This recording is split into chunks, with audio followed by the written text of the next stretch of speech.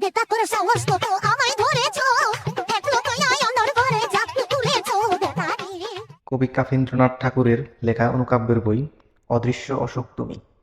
এই বই থেকে কয়েকটি অনুকাব্য আপনাদের সামনে উপস্থাপনের চেষ্টা করছি। ভুল ত্রুটি ক্ষমা সুন্দর দৃষ্টিতে দেখবেন। তো এই মুহূর্তে আমি যে পৃষ্ঠায় চোখ বোলাচ্ছি, অদৃশ্য অশোক তুমি বইয়ের 12 নম্বর পৃষ্ঠায়। এই পৃষ্ঠায় আমি দেখতে পাচ্ছি 3টি অনুকাব্য রয়েছে। আমি একে একে 3টি অনুকাব্যই আপনাদের সামনে উপস্থাপনের চেষ্টা করব। ধৈর্য সহকারে সবাইকে শোনার এবং বোঝার তৌফিক দান করবেন আল্লাহ তাআলা, সেই আশা করছি। তো প্রথমে যে কবিতা বা অনুকাব্যটি আমি দেখতে পাচ্ছি, সেটির শিরোনাম হচ্ছে চতুর্থ ব্যক্তি। যে যাকে ভালোবাসে সে তাকে ভালোবাসে না, সে তাকে ভালোবাসে সে তাকে ভালোবাসে না। আমি আসলে বাংলা সাহিত্যের ছাত্র নই, কিন্তু বাংলাটাকে মোটামুটি ভালোই বুঝি বলা যেতে পারে। আমি আসলে চর্যাপদ পড়ার চেষ্টা করেছি এবং বোঝার চেষ্টা করেছি, চতুর্দশপদী পড়ার চেষ্টা করেছি, মহাকাব্য পড়ার চেষ্টা করেছি এবং বোঝার চেষ্টা করেছি। যেগুলো বুঝিনি সেগুলো বোঝার জন্য সহায়ক বই কিনেছি কিংবা শিক্ষকদের সহায়তা নিয়েছি। আমার মনে হচ্ছে যুগে যুগে কালে কালে যত বিখ্যাত লেখক মনীষীর জন্ম হয়েছে, যেমন আমরা যদি কবি কাজী নজরুল ইসলামের কথা বলি, কবিগুরু রবীন্দ্রনাথের কথা বলি,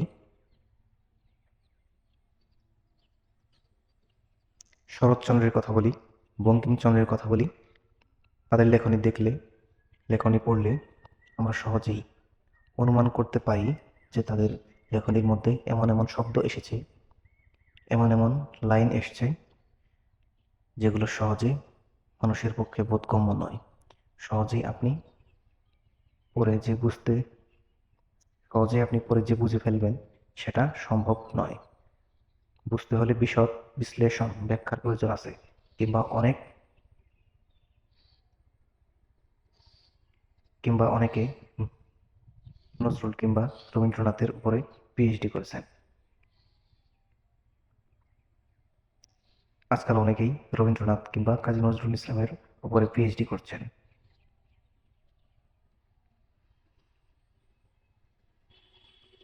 বিশদভাবে জানার জন্য। তো এই লেখাগুলো পড়ে বা এই 4টি লাইন পড়ে আমার তেমনটাই মনে হয়েছে যে এগুলো বুঝতে হলে আপনাকে এই ব্যক্তির উপরে, অর্থাৎ কাফীন্দ্রনাথ ঠাকুরের উপরে পিএইচডি করতে হবে, কিংবা এই লেখার উপরে পিএইচডি করতে হবে, কিংবা বিশদ ব্যাখ্যা বিশ্লেষণের প্রয়োজন আছে। সবাই যে এই লেখার মর্মার্থ উপলব্ধি করতে পারবে এমনটা আমার মনে হয়নি। আচ্ছা, পরবর্তী অনুকাব্যে যাওয়া যাক। এই অনুকাব্যের শিরোনাম হচ্ছে দিনগুলো কি হলো। জীবনের ব্যক্তিগত পত্রিকার হেডলাইনে লেখা থাকবে প্রতিদিন, তুমি কথা রাখোনি, শুধু কথা দিয়েছ দিন দিন। এটা আমার কাছে ব্যক্তিগতভাবে ভালো লেগেছে।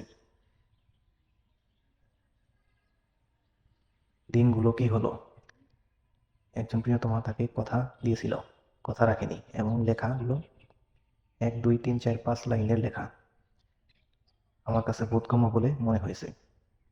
পরের যে কবিতাটি অর্থাৎ অনুকাব্যটি, সেটা হচ্ছে দিও আমায় ডাক।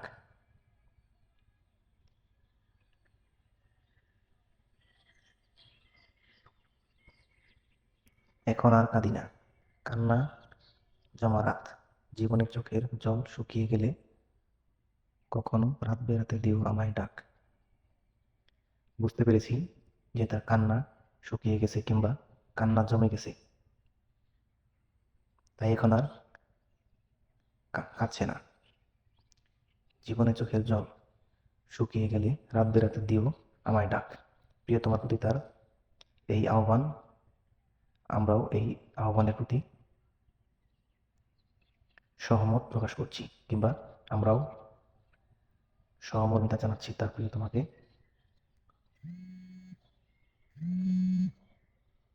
উৎসর্গ করে যে লেখনীগুলো তার হৃদয়ের নিভৃত কোণে লুকিয়ে থাকা কষ্টের বহিঃপ্রকাশ কাগজে কলমে ফুটিয়ে তুলেছে। এজন্য আমরা কবির প্রতি ধন্যবাদ জানাচ্ছি ও শ্রদ্ধা জ্ঞাপন করছি।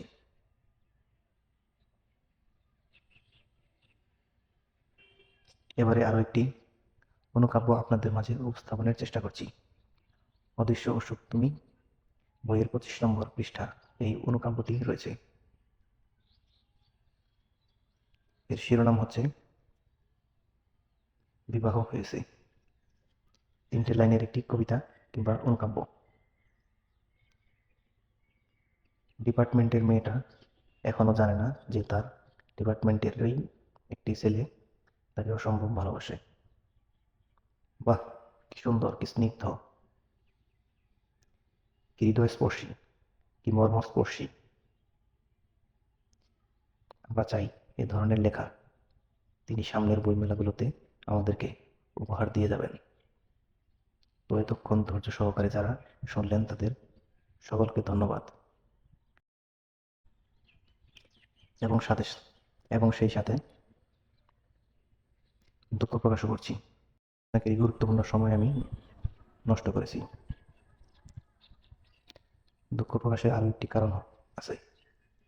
দুঃখ প্রকাশের তো অনেকেরই গুরুত্বপূর্ণ সময় আমি নষ্ট করেছি। আরও একটি কারণ আছে দুঃখ প্রকাশের জন্য, সেটি হচ্ছে আমার কণ্ঠ ভাঙা কিংবা আমার শরীরটা তেমন ভালো নেই। এ কারণে হয়তো আমার কণ্ঠে এই বিখ্যাত কবির অনুকাব্যগুলো খুব সুন্দরভাবে ফুটিয়ে তুলতে পারিনি। যদি সুস্থ থাকতাম শারীরিকভাবে তাহলে হয়তো আরো তরল দিয়ে আরো সুন্দরভাবে আমি উপস্থাপন করতে পারতাম কিংবা ফুটিয়ে তুলতে পারতাম। এজন্য ক্ষমা চেয়ে নিচ্ছি। ধন্যবাদ সবাইকে।